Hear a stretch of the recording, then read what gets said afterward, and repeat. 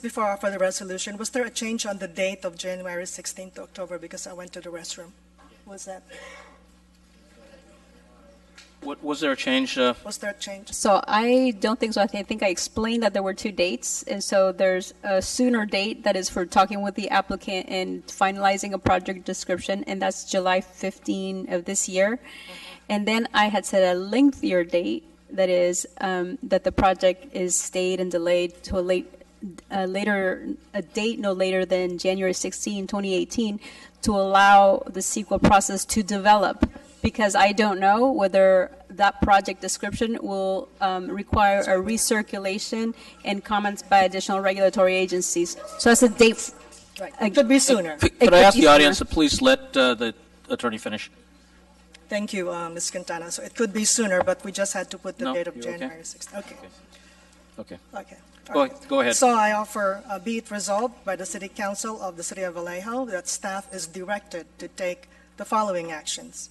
Number one, upon completion, the written consent of applicant and applicant's appeal concerning the project are hereby stayed and delayed to a date no later than January 16, 2018, at which this council will once again consider this appeal and further consider any documents and work product prepared by staff in connection with the following items. Number two, staff is directed to work with the applicant to describe and analyze alternatives or revisions to the revised project alternative as described in the draft final environmental impact report, and to prepare a final and stable project description for purposes of complying with the California Environmental Quality Act. And once that is achieved, number three, staff is directed to prepare and process the necessary documents for presentation to the Planning Commission and this council, including finalizing the FEIR, preparing CEQA findings, MMRP, statement of overriding considerations, and conditions of approval, and presenting them to this council for consideration and possible certification and approval.